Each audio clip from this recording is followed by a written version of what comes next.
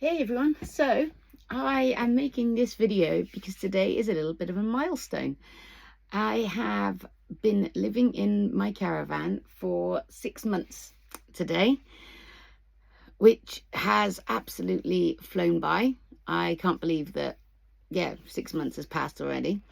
I have travelled from Victoria. I spent the first 6 days actually still not far from where I lived, because I had some stuff that I needed to wrap up that I couldn't do before when I was still living in my apartment. Had my farewells of my friends and things like that. And then I headed out. I stopped off a few nights on the way just past Bendigo, on the way up to Mildura. Then I spent a night in Mildura, 2 nights in Mildura before heading across to South Australia. And then I spent 3 nights in Burra in South Australia before rushing almost to make my way up before the weather changed. Unfortunately, just as I was traveling into South Australia, it was when they first had the massive downpour, and the roads were actually closed because of the floods and everything like that. So I couldn't travel straight there, even if I'd spent 1 night in Burra. I had to wait in Burra for the roads to open, and then the roads opened, I went, and it's a good job I did, because the day after I arrived, or the day I arrived, it started to rain, and the day after I arrived, the roads were closed again. So it was tight, but I got in and I got here, and I've been here in Willow Springs ever since. And I've had a couple of comments about, like, well, how are you traveling Australia when you're in one place? And for me, I am still reasonably young, a little bit older than I was because I had my birthday the other day. But I got a lot of years of working left in me. I certainly am not going to be retiring for a very long time.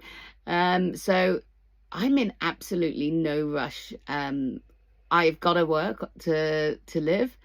And for me, I'm getting to explore different places and live a different lifestyle, living here in my caravan, and getting to see lots of new things. So as long as there's things for me to see and do that I haven't done before, and as long as I'm enjoying myself and I'm happy, I'll go as slow as it takes.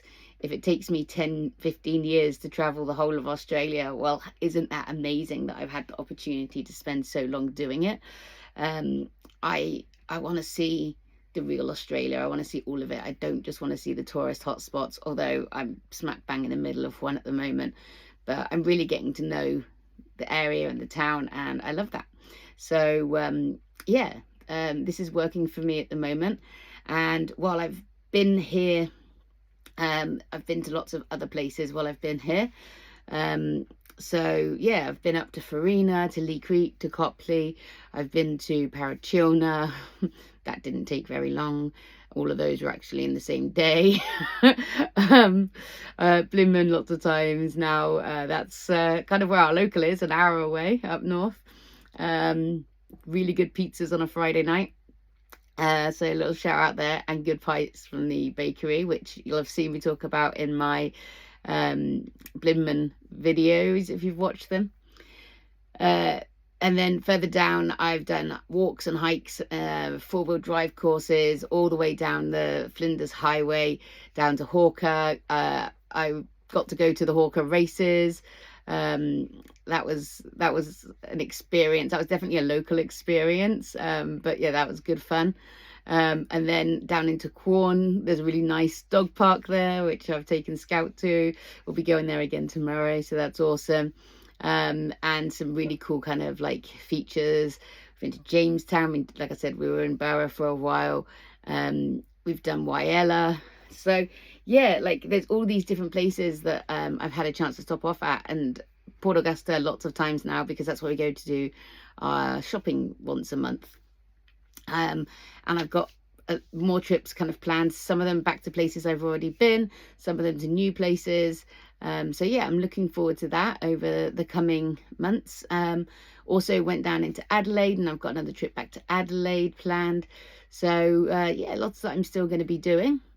But I thought that this 6-month anniversary would also be a good opportunity for me to share a little bit about what I've learned and discovered so far on the road. So you're gonna have to bear with me. I am going to be looking at some notes so that I don't just ramble on the whole time, which I probably still will. So sorry, not sorry. That's me. If you haven't worked it out already, probably not the right channel for you if you don't like a bit of rambling.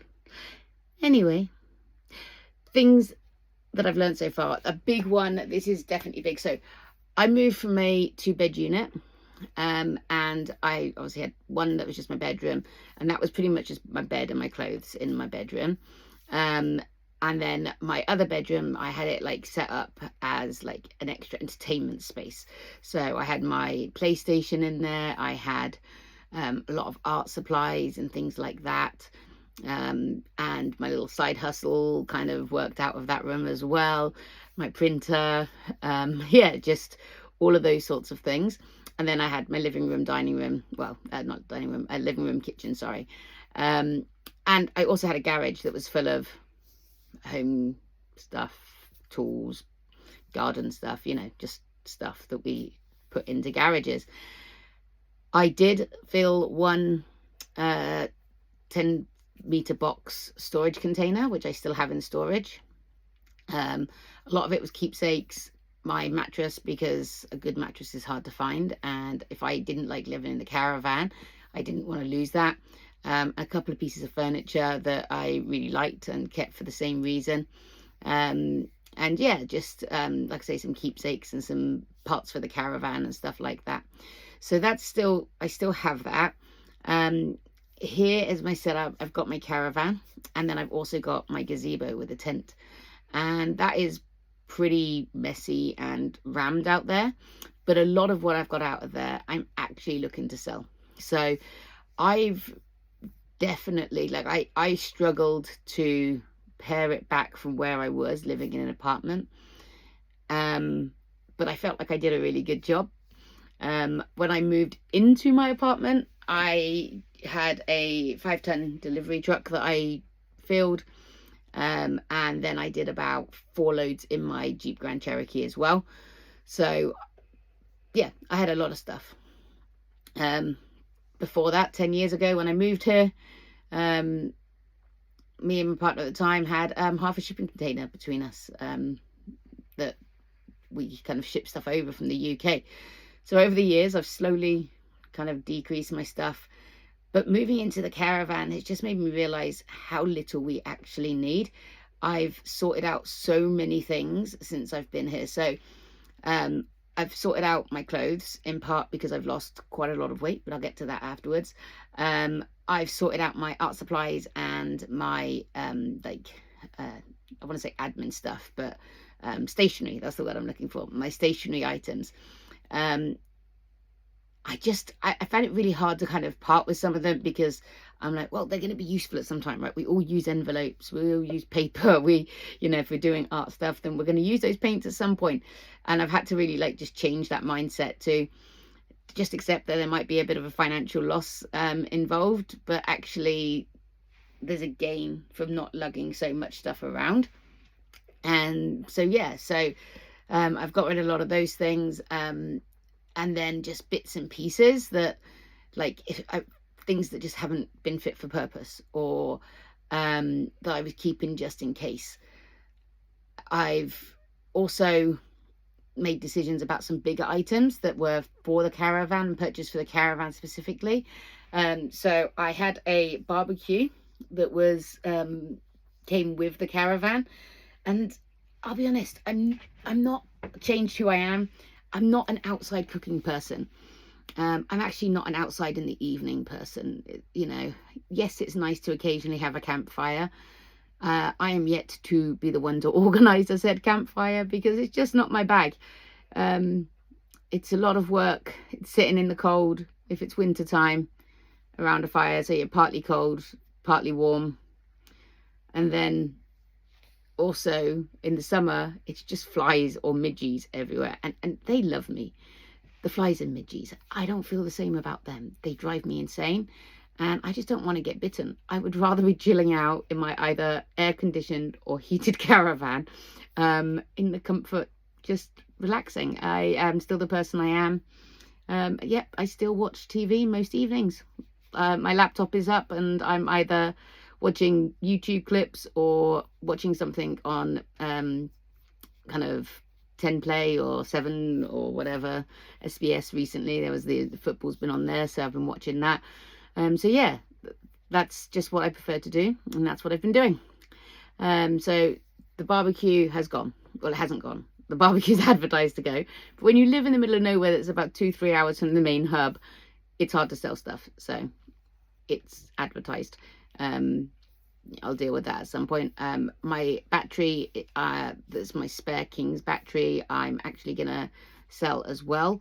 I actually think that a generator would be a better use of weight for me to have for future. So I've decided to sell that and then try and just get some of my money back, and then I'll put that towards a generator at some point in the future. Right now I don't need one. As a member of staff, we are able to plug into the mains, so that thankfully allows me to, well, not that I've had to for some time, but if I needed to run the aircon, and it allows me to use my microwave and put the fridge and stuff on that. So yeah, so I think a generator would be more useful in the future than that spare battery. What else am I selling? My washing machine tub that I got, I just had a bit of a reality check. I'm not going to wash my washing that way. If I'm going to, I might as well just do it in the sink. That's just as likely as I am to do it in that or in a bucket or something. So that's going to go too. So yeah, so slowly kind of working out who I am, what the reality of living on the road is, and things like that. And overall just need less than I thought, you know. Yeah, I know I can still pare back a lot. I'm working on it. My aim is to be able to travel with the seats up in the car and just have the back of my car with stuff in it, and without the rooftop box that I had on the way. On the way here, everything was folded flat. Every seat was taken, like all being used. I had so much stuff, and I had the rooftop box as well. So yeah, so I'm hoping that I can basically have a lot less in my car, and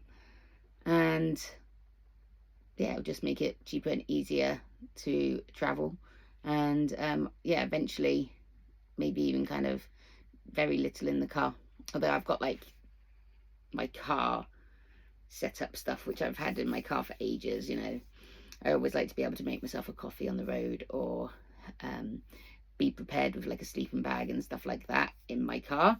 I've done that since I broke down once when I was much younger, still like, well, maybe 20, something like that, back in the UK, and it was a freezing cold night to sleep in the service station that I was at. So ever since then I've carried a sleeping bag in my car.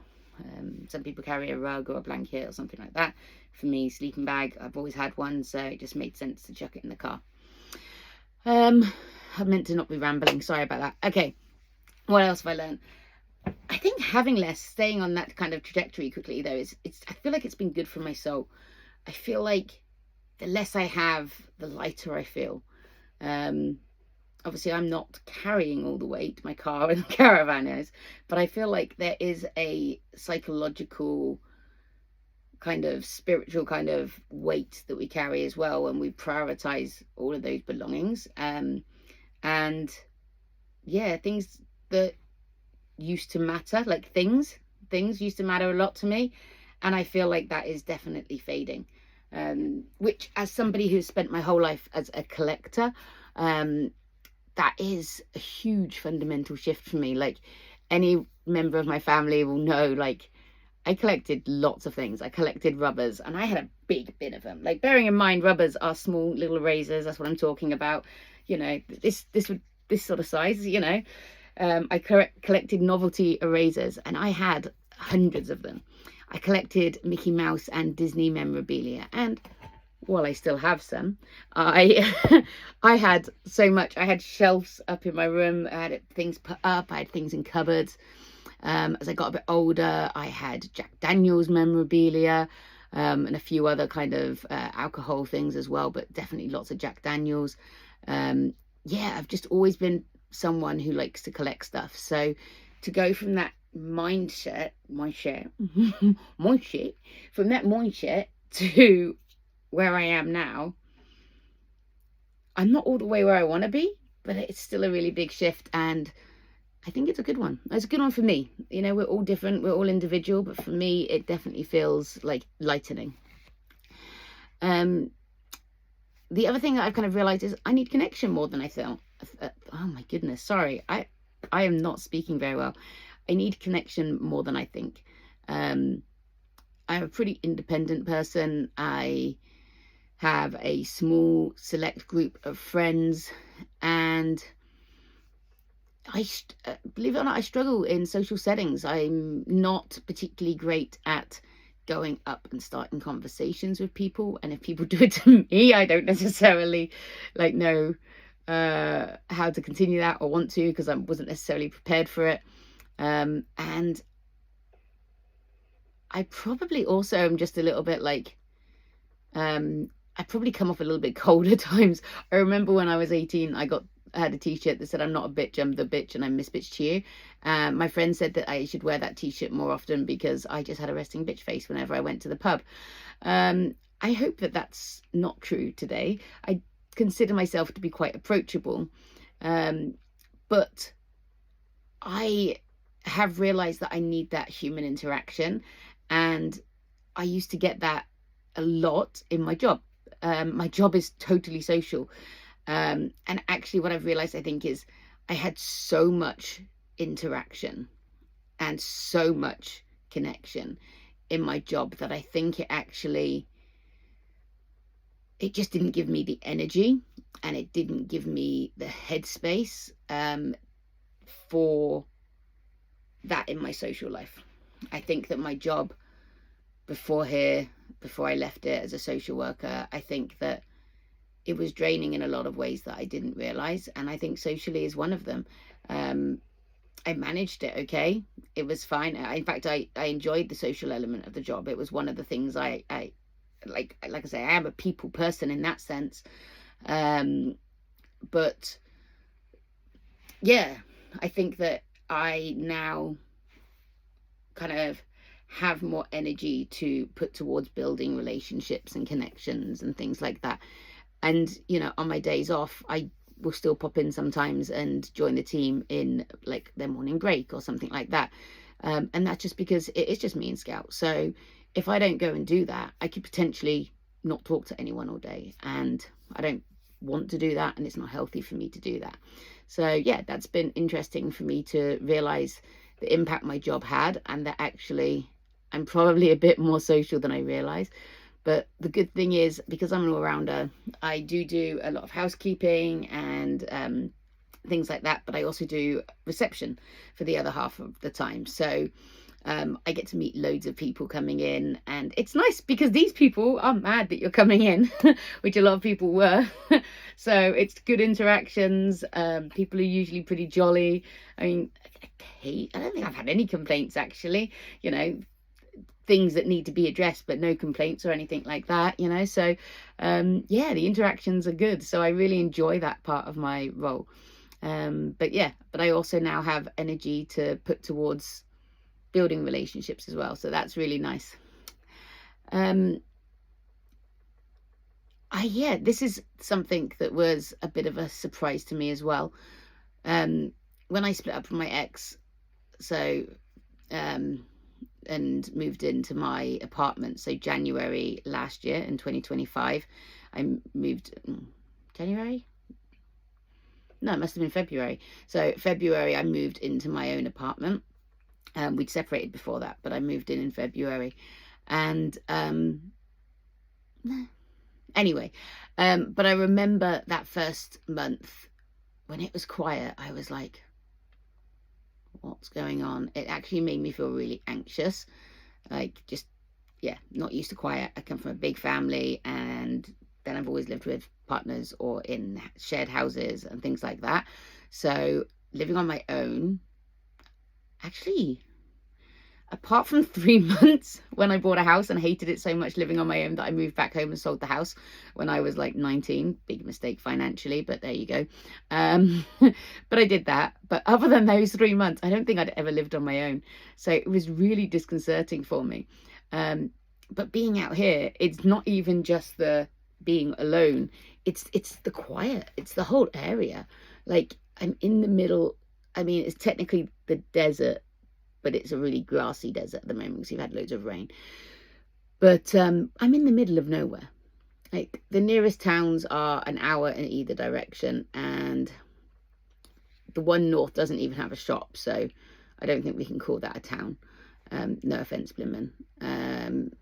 And yeah, to get to a supermarket, I have to drive over 2 hours, close to 2.5. So I'm living in the middle of nowhere, and I kind of like it. I like that I can shut my door and it's just quiet. I mean, on the odd occasion, we might hear some animals. Rarely, but sometimes, you know, someone might be driving around. So we might hear that. But yeah, it's quiet and peaceful, and I like that a lot more than I expected to. I was a bit worried about how I'd go living out here, and no, I'm good, Ty. So yeah, so that was something that's been a surprise.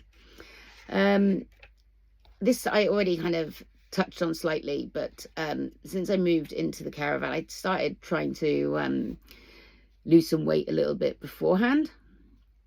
But I've lost nearly, rather than give you a nearly, since I moved into the caravan, I have lost 14 kilos, which, quick calculation in my head, is something like 32 pounds or something like that. Like, we're talking 2 stone, over 2 stone, 2.5 maybe. And there are different reasons for that. One, I've been trying to, so it's not an accident, but also it's a lot easier out here. So like I said, I travel 2.5 hours just to go to the supermarket. So I buy all my stuff in advance and food prep and plan my meals, and I actually do like a massive bulk day or 2 of food cooking, or maybe after work if I haven't got it all done, and freeze them all so that in the evenings, when I know my brain just wants to be lazy, because we're still who we are, right? And that's still who I am. I can just chuck something in the microwave and have a really healthy, nutritious meal that's portion controlled. So that has been an absolute game changer. But also, it's so vast and beautiful out here. I'm hiking. I'm doing, on average, like 12 to 13,000 steps a day. And before, I was doing maybe 3,000 to 4,000 steps a day. So like, that is, you know, increased exponentially, just from the type of work that I'm doing and where I'm living. I've got more time because I'm not working full time, so I'm able to take Scout out a lot more. So I'm doing a lot more steps that way. And yeah, I'm out exploring on my days off, doing 8, 9, 10, 11, 12K hikes. So yeah, that's, I think all of those things have an impact on how I've managed to not just lose weight, because fitness isn't just about that, but actually get a lot fitter as well. Like, I definitely can feel my muscles have grown. My measurements are looking awesome. I've had a DEXA scan and had a whole load of blood tests, which just confirmed that not only have I lost weight, but I'm actually fit and healthy, which is pretty awesome. And yeah, it feels really awesome as well. And I think most importantly is mentally fit and healthy as well. So I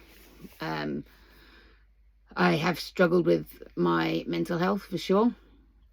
At times, different times more than others, depending on how much I focus on it, really, to be honest with you. And that is definitely a lot more under control at the moment, because I'm able to focus and prioritize myself. I haven't always had that luxury. And while it feels slightly self-indulgent, I must admit, it's doing me well. I sleep really well. not many days that I'm feeling stressed or down, and I'm dealing with situations better. So if something crops up, if there's an issue or some conflict, I feel like I'm able to actually deal with it really well. It doesn't send me into a spiral or have me kind of doubting myself for days or weeks or anything like that. So yeah, like fitter, healthier physically and mentally, and that's just an absolute blessing. The next thing I've kind of got down, like I said, I'm still me. I'm still the same person. I still want to chill out and watch TV at the end of the night. I still don't want to have to cook a big meal for myself at the end of the night. I still don't clean. I probably should clean my caravan every day because it's small and it's dusty and dirty, and it's me and a dog, Scout. Obviously, can't forget Scouty. But I don't, because that's not me. I do it more often than I probably cleaned my house. I have got good at doing my washing up every day, though. I do that at night before I go to bed, and I always fill my kettle. So in the morning, I jump out of bed, I walk past my kettle, turn it on for a coffee, go and use the bathroom, have my weigh myself on my scales, come back, make myself a coffee, get back into bed. That's my routine every single morning, and it takes about 10 steps. It's amazing. Happy life. This one kind of carries on from the one before around mental health. It's awesome. I can live in the present. I have so many less intrusive thoughts. I am spiraling less, having space physically. It might not be space here in the caravan, but I feel like there is because there's so much space around me. It's giving me space up here as well. It allows me to deal with things sooner and faster mentally than they did. And I feel like I'm more focused on what I'm doing rather than what I'm going to do. And that's not always been true for me. Sometimes it's always about like that goal, that focus, that drive. I always had to have the next step or the next agenda, and at the moment I don't anymore. Sometimes I actually am a little frustrated with myself because I'm not planning as much, and I'm normally a planner. So the planning part of my brain is like, hey, you need to use me more. And then my other part's like, just chill, it'll be all right. She'll be all right, mate. But yeah, I'm definitely living more in the present. I have found out a few other things. These are more practical things rather than personal things, but definitely want to share them.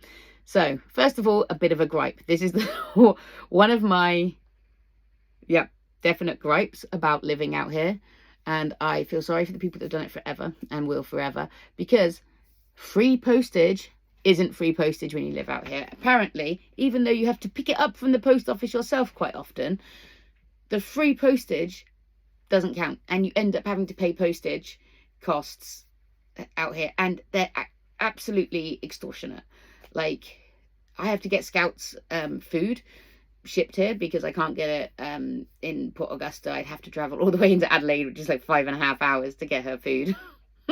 Which is kind of ridiculous when you think about it, but it is the closest place I can get it. I can't get it in Whyalla either. So I get it shipped over, and I get 2 bags at a time, but it costs me like $20 in postage. But it's a specific food that she needs to have, and it's less than it would cost me to drive 5.5 hours. So yeah, but that's really frustrating. I've also not received multiple parcels, which is also very frustrating. They just seem to get lost when they need to come here.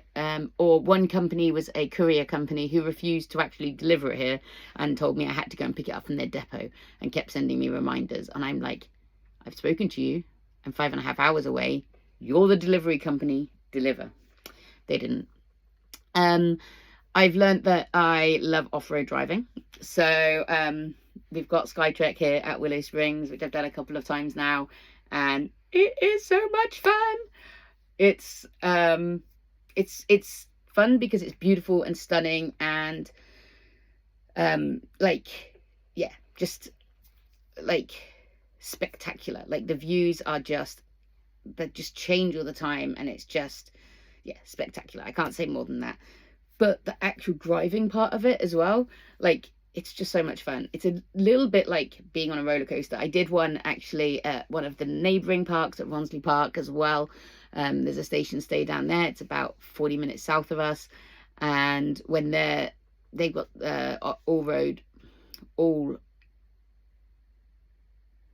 all-terrain track.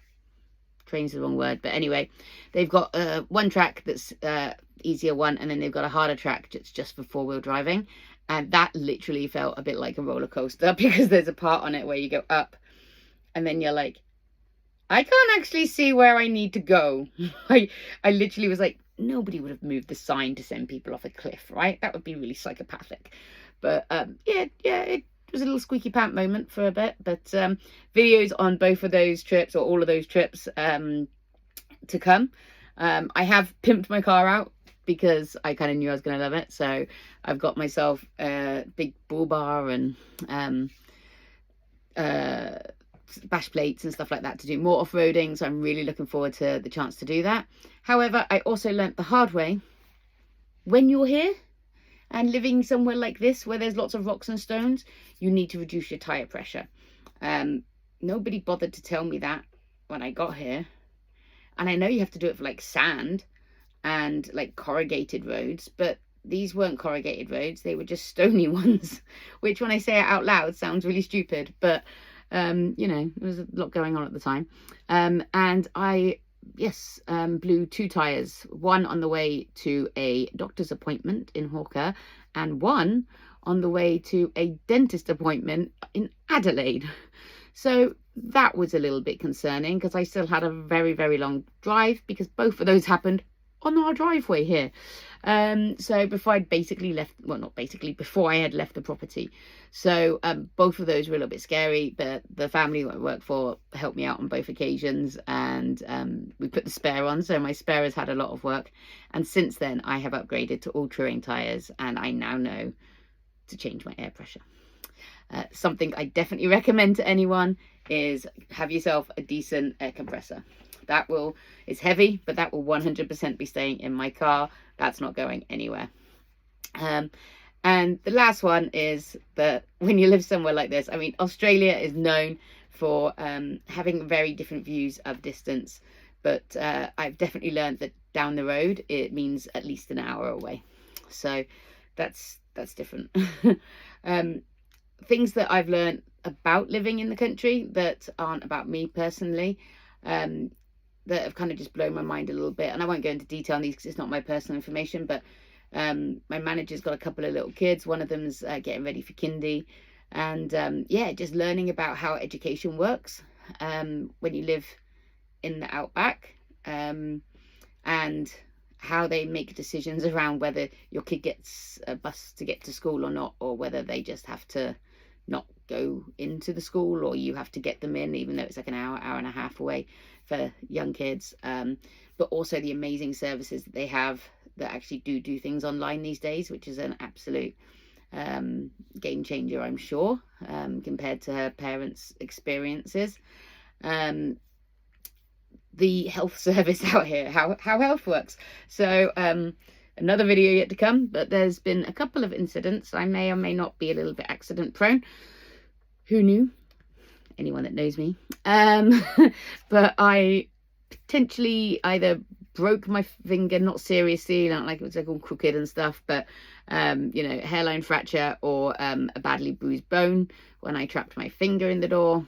And we ended up calling the Royal Flying Doctors, which is one of the medical services here, and they were like, yep, so you can basically buddy bandage it, ice it, all the rest of it, and like but if you want to get it x-rayed, like you'll have to go in to had to go all the way to Port Augusta, so that's 2.5 hours. So needless to say, given that the treatment, if I found out what was wrong with it, would be exactly the same, I did not do that. I may have also burnt my hand quite badly when I picked up a very hot dish on top of the oven, and yes, once again, you know, just learning how to do that kind of push medical stuff. I have, however, in relation to Scout, found an amazing service. It's $259 for the year, and it's unlimited vet calls and video calls and such like. So that has brought me a lot of peace of mind. I've used it a couple of times already.